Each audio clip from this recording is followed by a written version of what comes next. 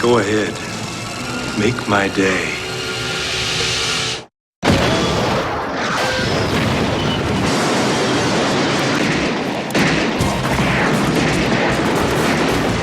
Of course, seeing violence in movies and violence on television affects people. Look around you. Rated R! Top of the world! No, cinema violence has nothing to do with societal violence whatsoever. Are you coming out or do you want to be carried out?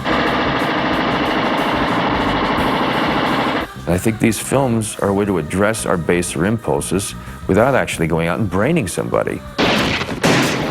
If you show people exciting movies, they'll get excited.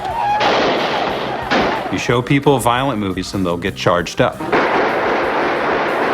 It's a curious fact that most people think that today is one of the most violent eras in human history. When, to the contrary, in the United States, it's one of the least violent eras in human history.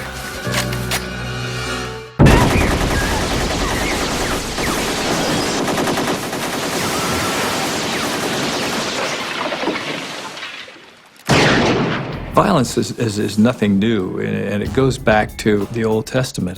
Some of the violent acts are just almost unheard of. Henry V's pretty violent. Richard III's pretty violent. Hamlet's pretty violent. Macbeth's pretty violent. There was a psychiatrist in the 1950s who testified before Congress. He said that comic books taught children all manner of crime, how to rape little girls and how to steal and forge and rob. If you want to prepare a way for children to learn crime, he said, just simply let them read comic books. Because at the time we had comics like The Vault of Horror and The Crypt of Terror, and there were disembowelments. This was supposed to have a bad effect and make a bad impression on the young and teenagers. Nothing of the kind. I remember the bloodier and gorier, the more satisfying it was. Cinema has always been violent. If you see the sea battle in Ben-Hur, the original Ben-Hur, it's one of the most violent things you've ever seen. I mean, people are obviously being killed while you watch it. I mean, they're being hacked down and crushed and everything else. So it's really one of the most violent things I've ever seen on the screen. So it's nothing new.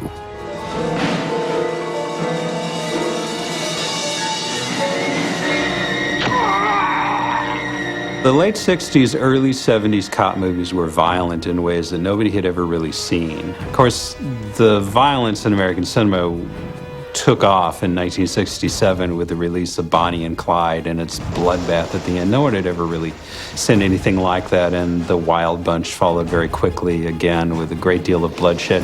And this was part of a dialogue we were having in this country in the late 60s, early 70s about how violent we really wanted our movies to be. Theory in those days, in the days of Sam Peckinpah, we were going to understand violence by seeing it for real. It wasn't going to be pow, death, it wasn't going to be that. We were going to watch people bleed and watch people suffer and watch people's eyes being gouged out. And that was supposed to make us stop doing it.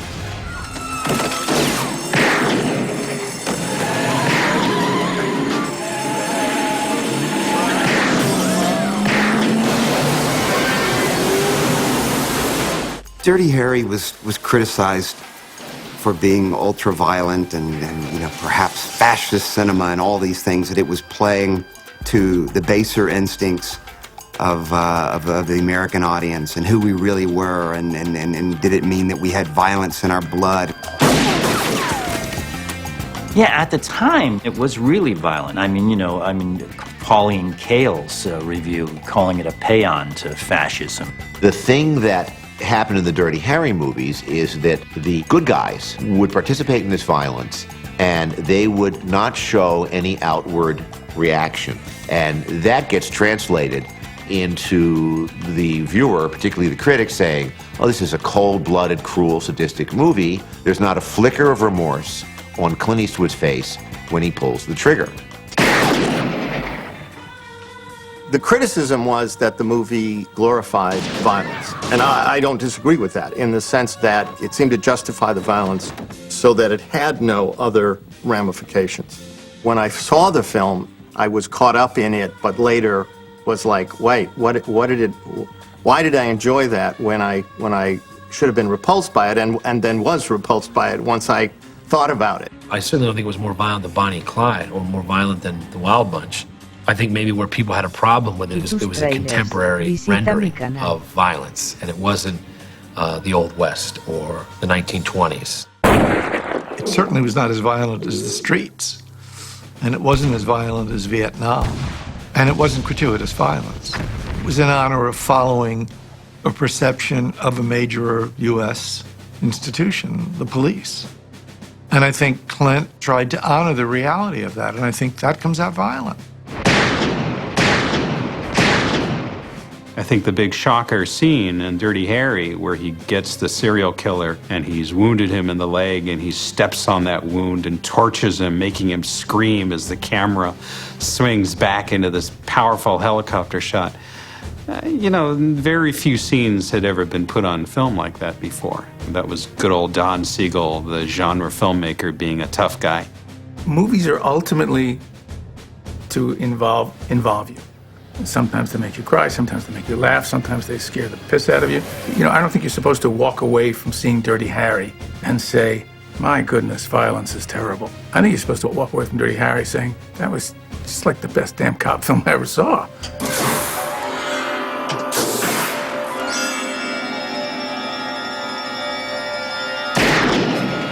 The problem with violence, as with sexuality, these are the two controversial issues always,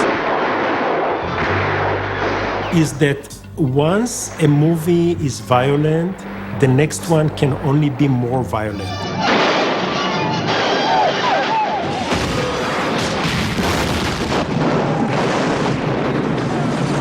I don't know if it desensitizes an audience to the point where the next picture they see has to be more violent. I don't think any of the other Dirty Harrys got much more violent than that. I don't think it escalated.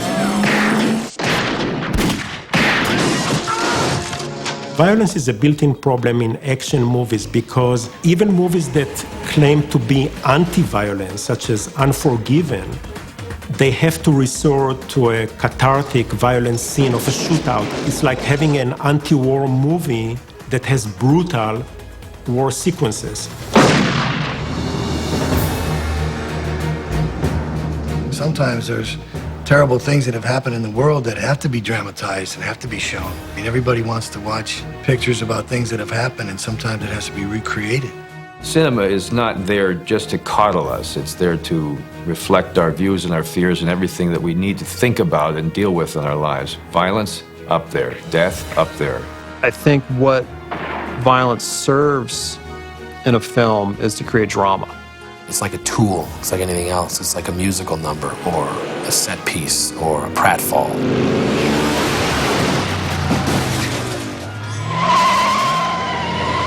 I don't think you have to go to Harvard University. I don't think you have to spend millions of dollars on a study or ask a congressional committee to look into it. Any human being can answer that question for you just like that.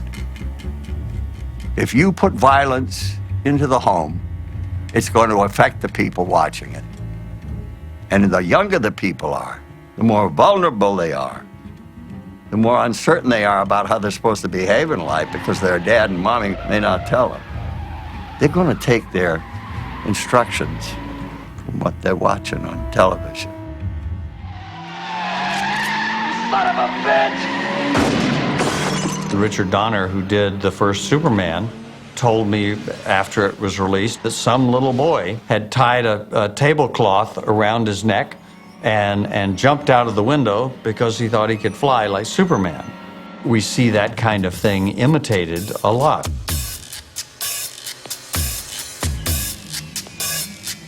I think there are definitely mentally ill people out there who can be influenced by a movie because they have obsessive personalities and they can sort of obsess on a film. Nuts have done copycat crimes after seeing cop movies.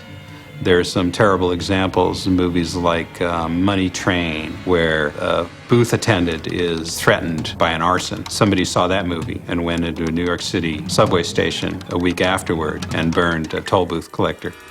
There was a famous case with a Burt Reynolds movie in the 70s with setting bums on fire, and someone started doing that.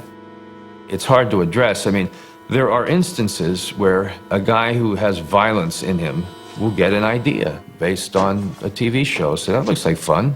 I think I'll try that one this week. I don't think that if that individual had been limited to only watching sitcoms, that he would then say, you know, I really don't feel like hurting anybody because all my violent impulses, they haven't been stoked by television. I mean, for Christ's sake, you know, Himmler did a hell of a job without television. I don't think that he was influenced by those little Nickelodeons and said, I'm going to go out and stage the most horrible act in human history. If you'll allow me, I will quote the great poet and philosopher Chris Rock, who was talking about the Columbine killings and how movies were being blamed and television was being blamed and video games were being blamed. And he looked at his audience and said, what about just fucking crazy? When people look to, let's say, schoolboy killers and ask in suburban America, where could they have learned their violence if it wasn't from watching television? They miss out on the fact that many children go through the brutalization and other experiences that actually make people violent. The two boys in Littleton, Colorado, who seemed to have good parents, who weren't brutalized by their parents, turned out to have themselves, the night before they went to the school and killed everyone, made a videotape that explained why they were doing what they were doing. And one of them said, I got beat up all the times on the military bases where I lived as a boy with my father when he was in the Air Force. And the other said, I'm sick and tired of the football players like my older brother beating me up all the time. There was a reason for their violence, and it wasn't from going to violent movies. Now, there are kinds of media violence that can incite violent crime. They're nonfiction. Sporting events, political journalism about war. People will go out and do violence after they see that. But nobody watches a Dirty Harry movie and says, I must go be a vigilante cop.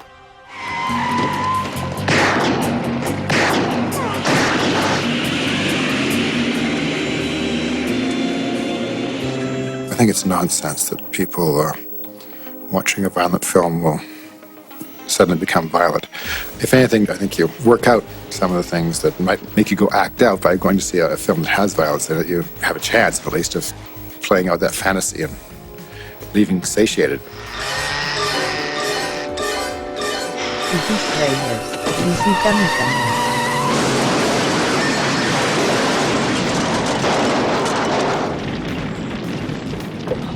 The first people to wrestle with these ideas were the critics and reviewers at the Olympics, when people don't remember, but the Olympics used to include the plays. Catharsis is when you see people go through these intense emotions. They're raised high and they're brought low. This feeling that you get, if you bond with them, frees you, and it's almost like psychoanalysis, if you kind of think about it, in that day, that you could be purged of those feelings.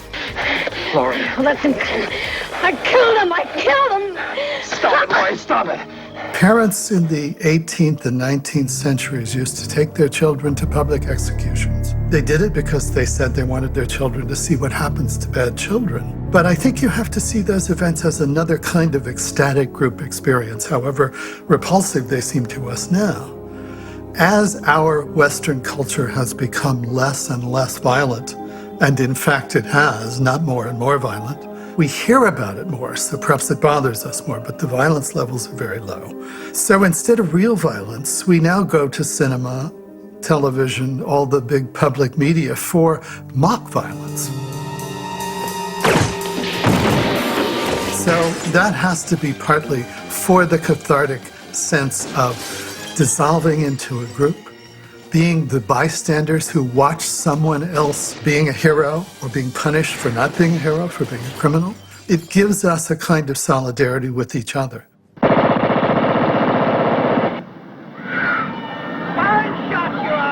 I've heard that statement that violence in cinema is cathartic. I remember the Wachowski brothers told me that. That was one of their theories, that violence was cathartic and that we shouldn't own guns. They were for gun control, but it was all right to shoot all the people you wanted on the screen because it would keep people from doing it otherwise. That's pure, undiluted bullshit.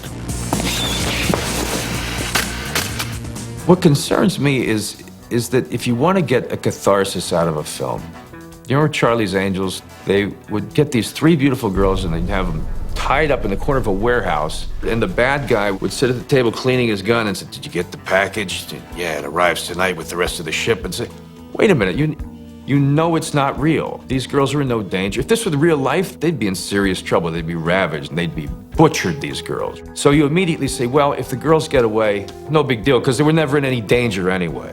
But if you put someone through the mill and you really feel that they're in a violent, dangerous situation that takes you there in such a way that it's almost hurtful to watch, but then they escape, you feel the catharsis. You say, oh my God, maybe you can get out of something that bad. I mean, because they didn't cheat. They didn't cheat that the bad guys left them alone. The bad guys didn't leave them alone.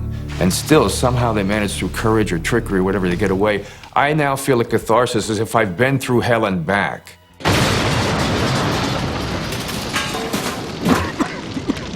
I don't think there's research to show that movie violence is cathartic in the sense that it satisfies and relieves the aggressivity. It doesn't calm people down. Movie violence doesn't relax you. It does the opposite. But neither does it make you say, you know what, I'm gonna shoot my neighbor. Creative people have a tremendous challenge in portraying violence because we see so much of it around us in the real world that to give it another kind of dimension is a particular challenge.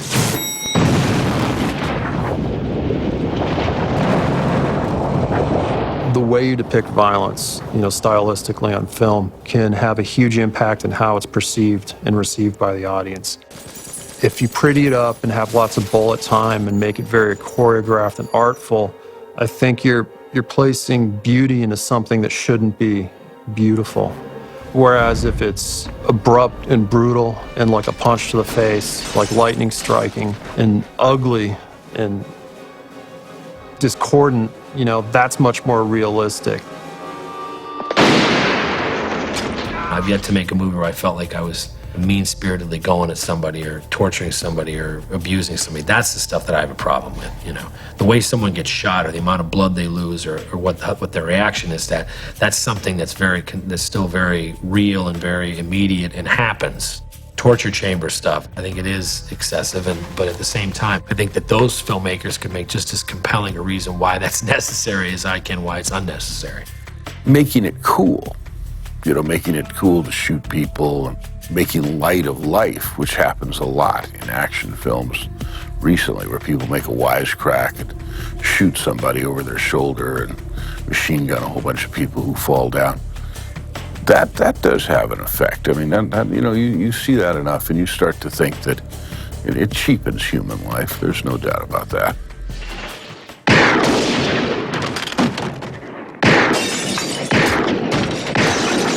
There are some films that require necessary gore to root you or establish the truth of what you're watching. Steven Spielberg in Saving Private Ryan shows a guy's head pop, and just blood and brains spray everywhere because he knew he'd be cheating if he pretended that you could get through a battle like that without witnessing the sorts of sights and casualties that he presents in that movie. Kiss Kiss Bang Bang, for instance, it's half romantic comedy and half thriller. It would be too much to see the blood splatter. If you don't want to see it, then just cut to the gun firing and don't show the other part. But if you are going to show it, I think you're sort of obligated to do it in a realistic way. Well, audiences are funny about the issue of realism. Realism is always a result of a film style that was popular at the time. What counted as realism in the late 1960s or the early 70s when Dirty Harry was made is very different from what would count as realism in film violence today. In fact, if you want to get kind of esoteric, you look at a movie like The Passion of the Christ. Fundamentalist Christians go and they see realism. People who aren't fundamentalist Christians go and they see some wacko SM fantasy on screen. Well, who's right? Those are matters of opinion. I'm talking about having our fingers in the holes and the whole damn dike's crumbling around us.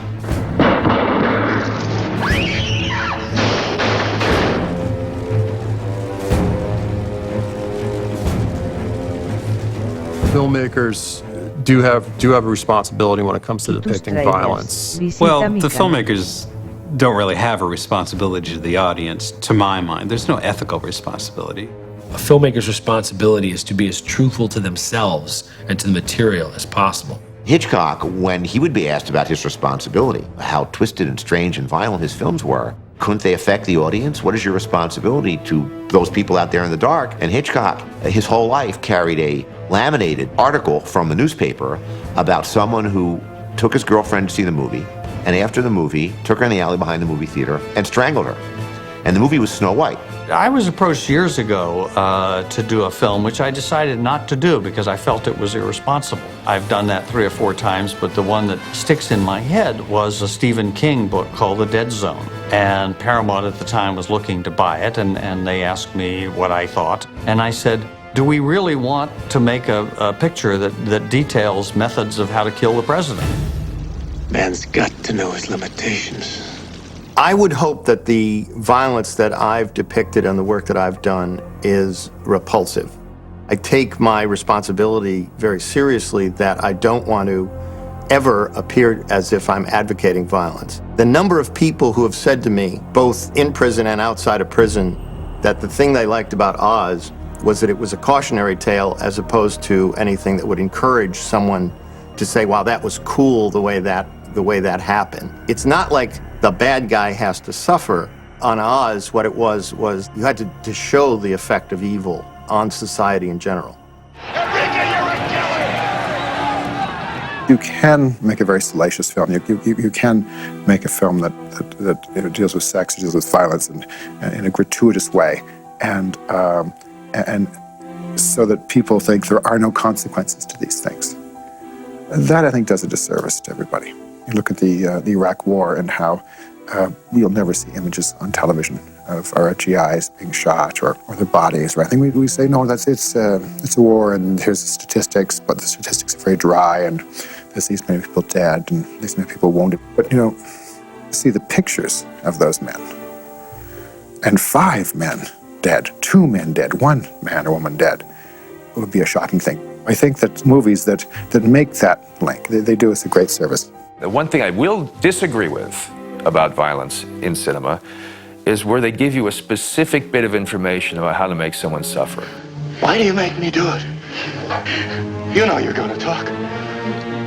I'm gonna make you talk. There are films where a detective in describing will give some way that people can be strangled or some way that's particularly torturous for the victim. And I don't think that you necessarily need that information to get out there.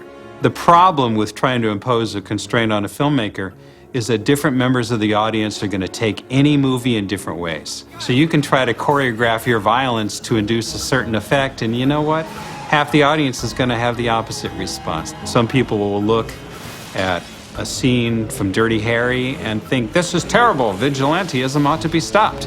Other people will look at the same scene and say, that's great, we need more vigilantism. And there's nothing that the filmmaker can do about that. I never said to use violence. Well, what'd you want me to do? Yell trick or treat at him? Government would prefer to blame television and film for all that is wrong with the planet, as opposed to really looking at the issues involved and why crime exists and why violence exists. Like most writers and directors and different people that work in the film industry, I really don't want a bureaucrat deciding what should or should not be seen. Back in the day, we had the Hays Office, which had a code of what you could depict in film and what you couldn't depict in film, and that was sort of a quasi-governmental office. When you think back to the 30s and 40s where you couldn't have a love scene on a bed without a guy having his 1 foot on the floor. Even married couples slept in double beds. These days, we have the MPAA, which is the film industry self-regulating and self-policing itself. The feeling about the rating board is that with all the problems, it's better that the regulation will be done by the Motion Picture Association rather than by a central agency out of Washington, D.C., or worse, various religious and political groups in different parts of the country. We police ourselves sometimes not because we are sincere about caring about it, but more because we don't want them coming to get us. Come out with your hands up, the man says. How do you like that, Ma? Here's my answer, you dirty... Was it 3 years ago when they were going to have a congressional thing and they were going to investigate violence in the movies? I said to my wife, you watch what's going to happen. Starting next fall, you're going to see a slight reduction, at least in violence on television. But guess what's going to take its place? Tits and ass. Visita mi canal. I remember doing $1 Million Baby and that coming out, and the right wing pointing to Clint and saying, well, you see, it's the reason why there's, so many people who want to commit suicide or whatever, or, or this whole euthanasia thing, which is rotting our society. It's because of movies like that. They love to grab a little piece of media for themselves, and nothing's easier than attacking a movie or a celebrity or someone like Clint, who is such a high profile. It's an easy dog to kick, Who's going to say, no, I want violence, I want to corrupt our children? In every era, with every kind of art form, from the novel forward, there have always been people who have cried out publicly, this is wrong. And they've often been people who had some fig leaf of official status that justified their somehow being authorities in the matter, even though perhaps they didn't even read those novels or watch those television shows. Their job is partly self-promoting, but they also, I think, recognize that modern mass media, in many ways, has replaced a lot of traditional institutions as the source of moral values. How many times has there been a lawsuit? Someone says, my son robbed that liquor store and took drugs because of the album he was listening to. And people have actually tried to file lawsuits over these things, and they're invariably quashed at the earliest stage. To say, well, we still want art, but just not the violent parts of it, is ludicrous. Even if in a given instance it seems obvious that a film is obscene, then don't see it. Or don't let your kids see it. But if you start to censor and ban what can be filmed, then what's next? What other elements of art are we going to... No female nudity in painting? No homosexual imagery in art? The government, if they're watching this, take a hike. We have something in the United States of America called the First Amendment. It protects expression. Mock violence in media is one kind of expression. There's the problem. There's where you get defeated. There's where you reach the point that Dirty Harry reaches. What do you do to stop the violence when the legal system cannot do it? What do you do when the law will not allow you, and the democratic ideal and all will not allow you to say to a movie company or a television company, you can't show that, that's too violent? Who said so? And who are those people that they think they should tell the rest of us what we feel and what we see and what we believe? It's not just a question of whether or not to use violence. There simply is no other way, Inspector. Film has power, but it does not dictate violence, because violence is who we are. I try to fight it in myself. We all try to combat within ourselves a sense of hatred, prejudice, spite, schadenfreude. But the best way to combat it is to acknowledge it and move beyond it, and use sense and use decency, so you come from a place of love instead of a place of fear. The way to deal with the fear part of it is to go to the movies. Go to a scary movie, deal with your fear there. Then when you're out of the movie, come home and come from a place of love. I don't think I would ever want to hurt anybody, but I will want to always see that bad guy get blown the fuck out of his socks by the end of the film, and then I feel better. Now I don't have to go hit somebody.